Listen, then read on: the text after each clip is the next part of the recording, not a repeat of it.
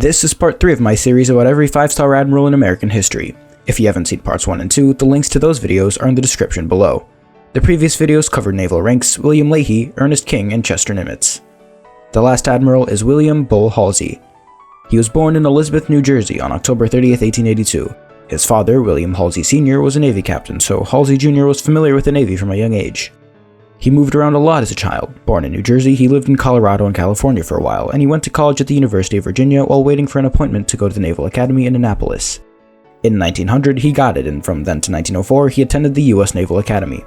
He spent 2 years at sea after that, as required by law, and in 1906, he was commissioned as an ensign. In 1909, he took instruction in torpedoes, was promoted to lieutenant, and after commanding a few ships, he was placed in command of the 1st Group Torpedo Flotilla Atlantic Fleet in 1913. After taking command of the USS Jarvis, he returned to the Naval Academy in 1915, where he would remain until December 1917.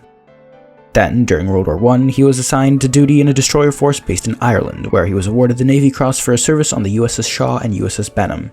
During the interwar period, he was the naval attaché at embassies in Berlin, Oslo, Copenhagen, and Stockholm, and after another few years at sea, he returned to the US in 1927, the same year he became a captain.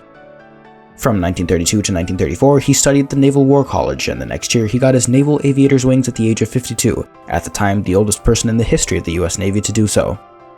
In 1938, he was promoted to the rank of Rear Admiral, and by 1940, he was a Vice Admiral. That same year, he was designated Commander of Carrier Division II with his flag on the USS Enterprise, which was stationed at Pearl Harbor. At the time of the attacks, however, it was at sea. In the early stages of World War II, Halsey was involved in attacks on various Japanese-occupied islands, winning the Presidential Unit Citation, and in 1942 he was promoted to the commander of the South Pacific Force in South Pacific area. That same year, he was promoted to a full 4-star admiral, appearing on the cover of Time magazine. For much of 1943, he was involved in the Solomon Islands campaign, and it was during this campaign in which he famously said, "As long as I have one plane and one pilot, I will stay on the offensive." In June of 1944, he was promoted and took command of the 3rd Fleet, as most of the action in the Pacific Front had moved out of the South Pacific and towards the Central Pacific. By this time, the US Navy was dominating the Pacific, and Halsey received a Gold Star, as well as an Army Distinguished Service Medal. In October of 1944, Japan launched Operation Shogo, which was their final major naval action. It aimed to repel the Allied advance on the Philippines, and this brought about what some consider the largest naval battle in history, the Battle of Leyte Gulf. The 3rd Fleet, led by Halsey, and the 7th Fleet, led by Admiral Thomas Kinkaid, engaged the majority of what was remaining of the Imperial Japanese Navy.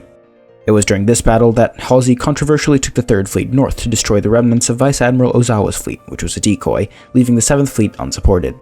At the end of the 4-day battle, though, the Japanese lost 28 ships to the Allies' 12, and the Allies suffered only a quarter of the casualties as the Japanese did. This battle also, importantly, was the first major victory in the liberation of the Philippines, which, if you've watched some of my other videos, involved this guy.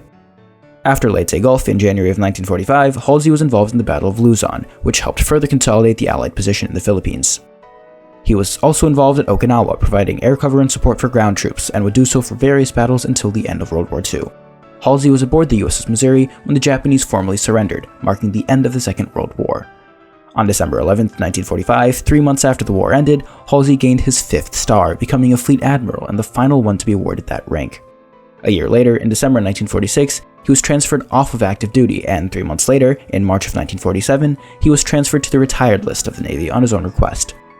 During his retirement, he fought hard for the preservation of the USS Enterprise as a memorial in New York Harbor, but these efforts proved fruitless and was scrapped in 1958. He died of a heart attack on August 16, 1959 at the age of 76 while vacationing. There's one more rank though. Admiral of the Navy was a rank which was the highest possible one in the Navy, before the rank Fleet Admiral was established, and so it's considered at least equivalent to a 5-star rank.